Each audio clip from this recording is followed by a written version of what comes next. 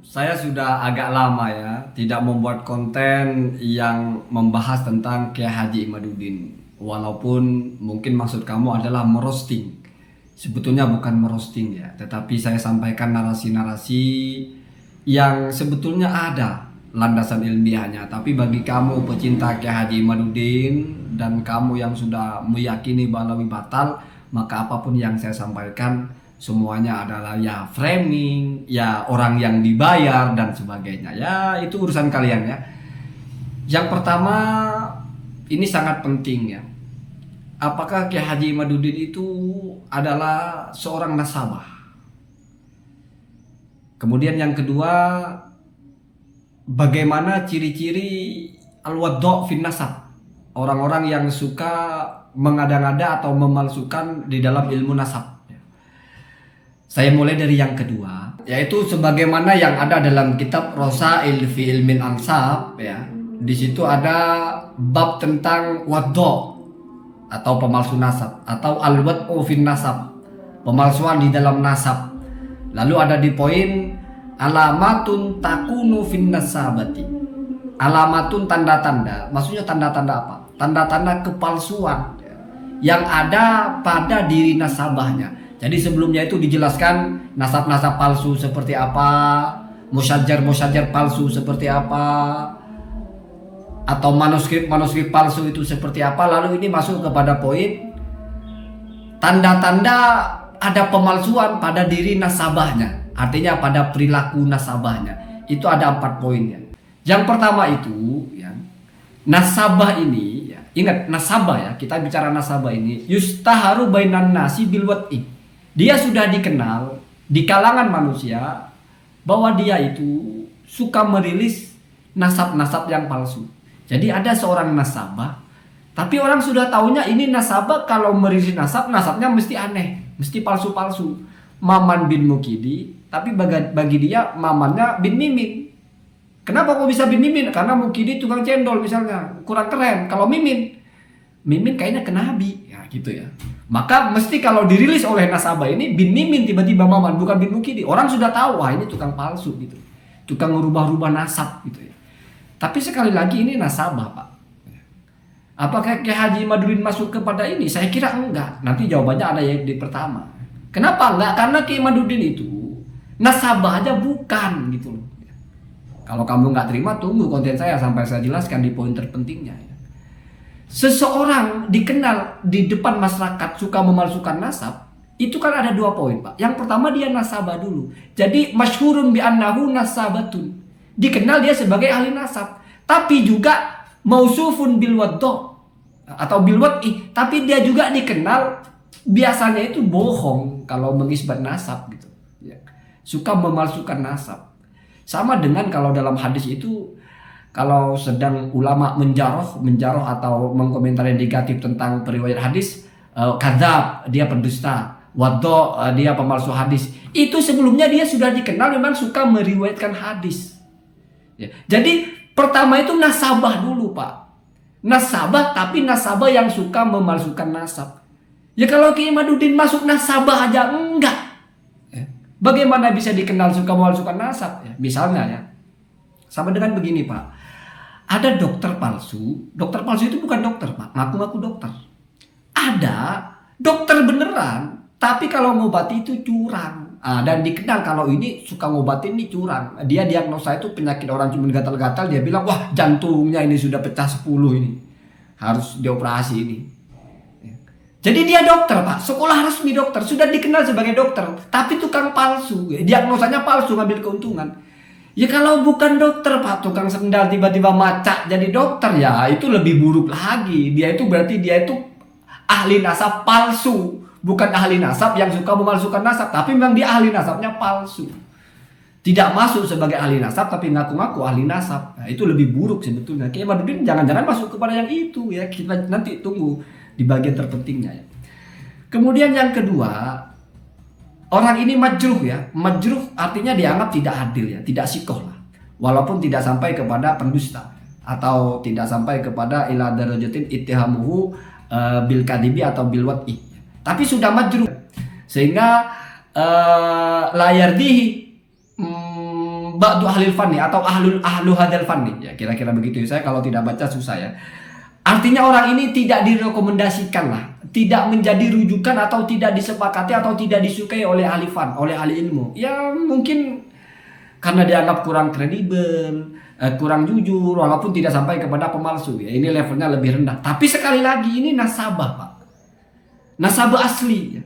Walaupun rilisnya selalu nasab-nasab palsu sehingga dikenal sebagai nasabah yang merilis nasab-nasab palsu. Itu yang pertama. Yang kedua, tidak adil, tidak sikoh. Ya. Kemudian yang ketiga, ya biar tertib ya. Hadisul asnan ya. Hadisul asnan itu mudah ya. Tapi ini juga nasabah, Pak. Dan ini yang masyhur, yang aghlab, yang sering terjadi fin nasabah al-waddain al-mu'asirin ya. Jadi masa-masa sekarang ini nasabah-nasabah yang suka memalsukan hadis itu memang dari orang-orang yang memang masih terlalu muda. Kalau Kiai Haji Imaduddin tidak muda ya, tapi kan masuk nasabah aja enggak. Jadi ini 1, 2, 3 ini tidak bicara Kiai Haji Imaduddin kalau bagi saya ya. Kenapa? Karena bagi saya Kiai Haji Imaduddin bukan ahli nasab ya. Walaupun 3 poin ini kan buruk, bisa jadi lebih buruk ya, nanti kita lihat ya. Kemudian yang keempat ini yang tajam sekali. Apa itu? Manhajnya al-waddo atau kebiasaan ya, atau sistem atau mekanisme pemalsu-pemalsu itu dalam nasab itu apa? Yang pertama al-uslub at-tamwihi. Al-uslub at-tamwihi itu narasi-narasi kamuflase, narasi-narasi tipuan, narasi-narasi samaran. Kamu tahu kamuflase, bunglon ya. Bunglon itu kan kalau dia nemplok di pohon yang berwarna hitam, dia menghitamkan diri. Padahal aslinya dia warnanya nggak hitam, dia nyamar. Ya.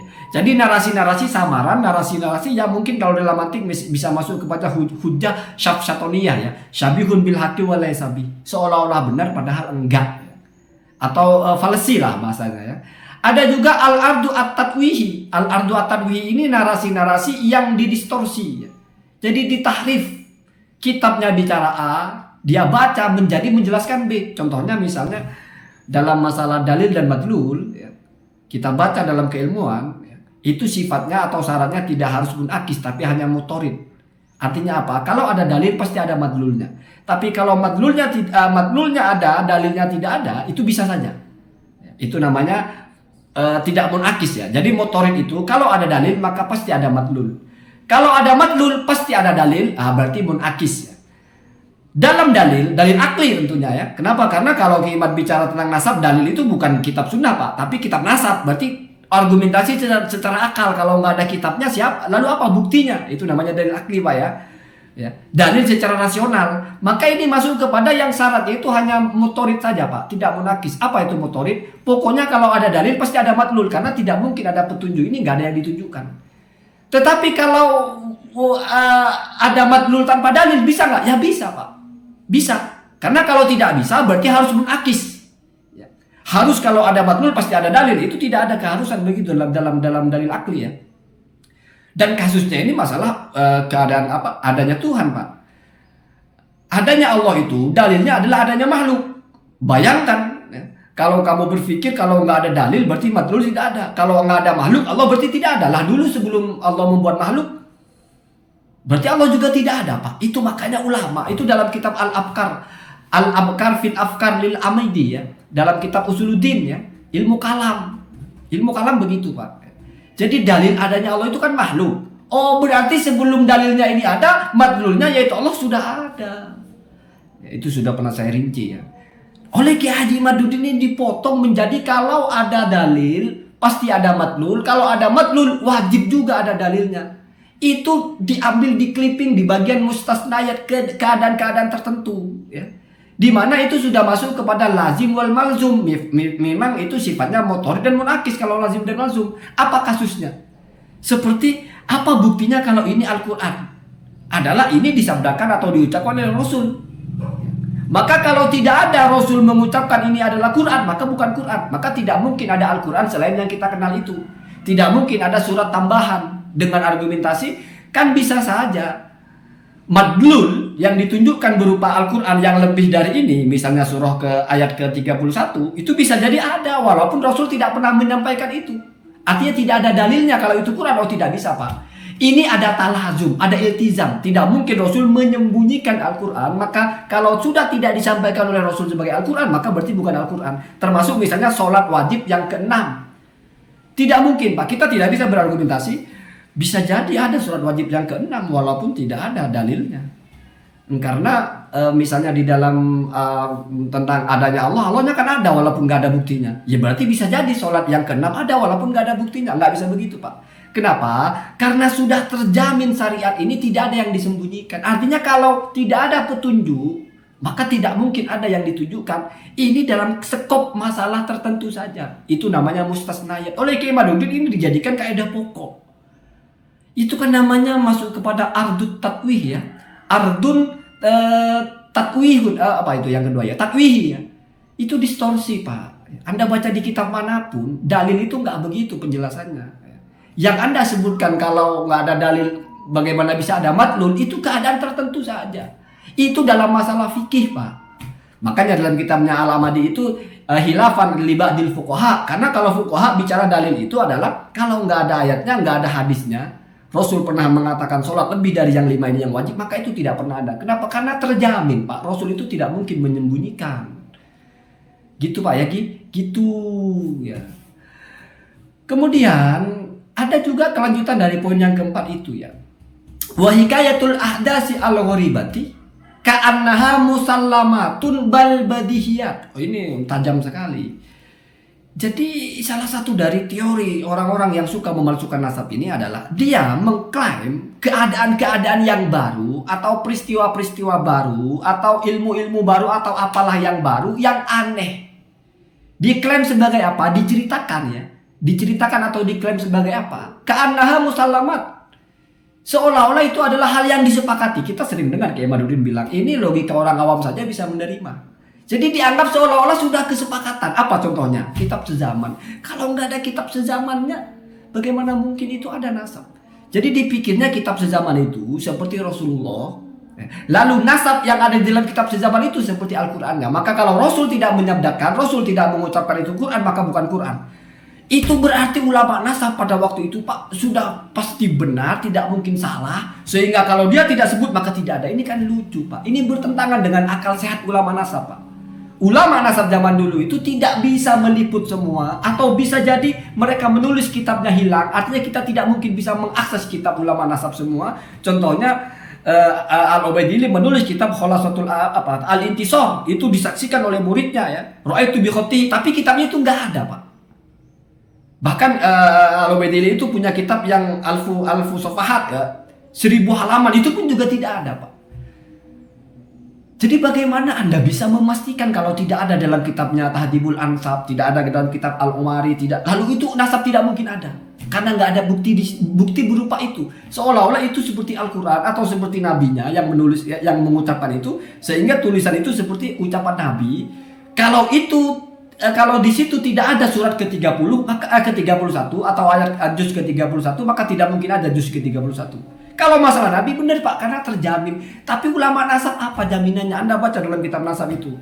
Maka tabiat atau karakter dari nas itu sama dengan nas-nas yang lain. Ditulis oleh manusia, sodaro min aklihi ala haddi ma'rifatihi. Yang dia tulis sebatas keluar dari apa yang dia tahu dan terbatas kepada apa yang dia kuasai. Begitu, makanya tidak ada kitab yang sifatnya jami dan mani.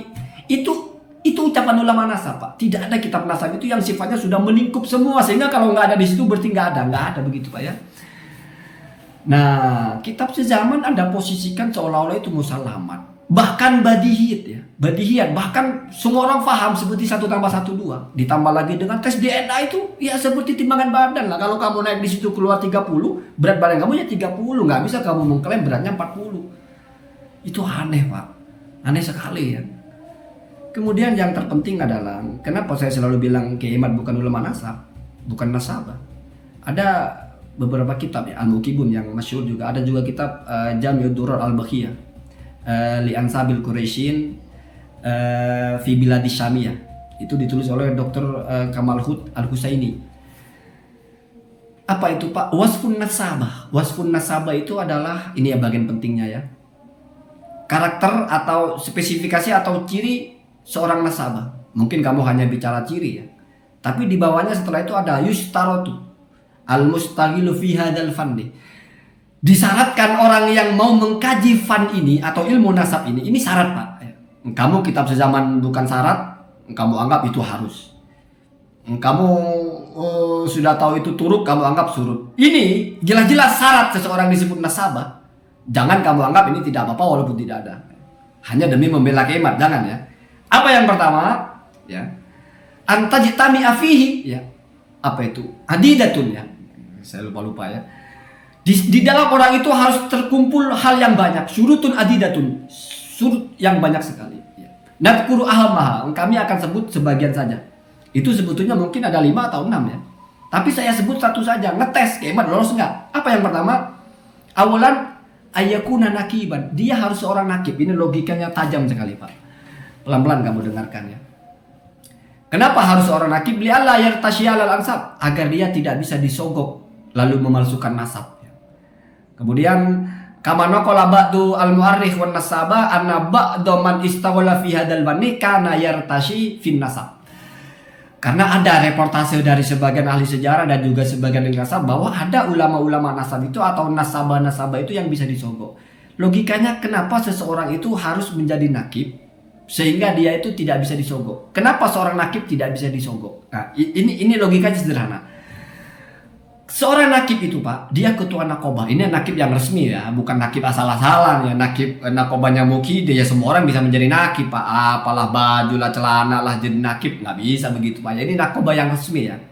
Karena kalau seorang nakib itu mesti dia lebih preventif, lebih menjaga diri, lebih berhati-hati, tidak akan berbuat curang, tidak akan bisa disogok. Kenapa? Karena kalau sampai dia disogok, dia sampai curang dalam masalah nasab, jual beli sertifikat misalnya. Kamu anaknya siapa? Maman Pak. Maman siapa? Tukang cendol, kurang keren. Mana? Saya mau jadi Al-Mukidi Pak. Mukidi siapa? Mukidi ini kayaknya turun Nabi Pak. Ah sini. Mana manuskripnya? Mana? Oh ini bukan Maman tuh. Ini Mukidi ini. Salah tulis ini stempel cetok. Sah. Bin Mukidi. Tiba-tiba jadi cucu Nabi. Kalau seorang nakib yang dia membawa nama besar, tanggung jawab besar di pundaknya, keabsahan dan nama baik dari nakobanya, dia berlaku curang lalu orang tahu, hancur Pak nakobanya itu. Nanti orang akan tidak percaya lagi. Wah ini tukang nasab bisa dibeli. Jangan-jangan semua yang dirilis dia itu palsu semua. Nanti mengancam Pak ya. Sama dengan begini. Dokter itu Pak ya, kalau dia itu kepala rumah sakit terkenal atau sebuah produsen makanan terkenal, itu akan sangat berhati-hati Pak. Tidak akan dia merilis makanan yang bermasalah. Dokter juga tidak akan dia malpraktek, sehati-hati mungkin. Karena sekali dia bisa disogok melakukan pelanggaran, keculasan, pelacuran dalam nasab, pelacuran dalam rumah sakit, pelacuran dalam produk, maka akan runtuh nama baiknya. Artinya apa Pak? Dia akan takut dengan sendirinya untuk curang karena dia tahu kalau curang harga yang harus dibayar itu besar, yaitu nama baik nakobahnya. Maka orang yang sudah terkunci, terposisikan dia sebagai nakib, dia akan lebih berhati-hati. Beda kalau nothing apa ya, bukan siapa-siapa, macak nasabah sendiri jualan sertifikat. Orang juga walaupun palsu, nggak ada yang mau tahu juga. Di pundaknya juga nggak ada nakobah. Kalaupun ada nakobah abal-abal, nakobah asal bikin, nakobah ini, nakobah itu, nggak jelas ya. Bebas dia jual beli sertifikat. Kenapa? Karena misalnya sertifikatnya palsu atau hasil sogok, orang paling cuma maki-maki, tukang nasab palsu lo gitu. Tidak ada yang dikorbankan. Tapi kalau dia seorang nakib, maka yang harus dikorbankan itu nakobahnya Pak. Syekh Mahdi Rojai misalnya, ketika dia keliru dia langsung klarifikasi. Penting itu ya. Kalau sampai bisa disogok dan itu nanti akan diketahui orang lain, berantakan Pak ya, berantakan. Maka dari itu kalau seorang nasab itu nggak akan sembrono ya. Kalau dia itu seorang nakib, makanya berarti yang pertama harus nakib dulu ya. Kalau bukan nakib, tidak punya tanggung jawab untuk nasab, tidak punya nakobah ya, bisa asal-asalan ya, sehingga bisa yartashi. Dia itu yartashi itu kan dari kata riswah ya, tersogok lah bahasanya ya. Allahumma hadina sabil. Mohon maaf ya kalau mungkin ada yang kasar. Saya hanya ingin menyampaikan bahasa yang sederhana, yang mudah difahami ya. Saya pakai kamera ini karena bacaan kitabnya sedikit ya. Saya tidak baca dengan tertib ya. Semoga kesalahan-kesalahan saya dalam membaca itu tidak mengurangi poin dari yang saya sampaikan. Dan Al-haqqu minallah ya, yang benar itu dari Allah ya. Semoga kita menjadi orang-orang yang fi ahdas sabil, di jalan terbaik.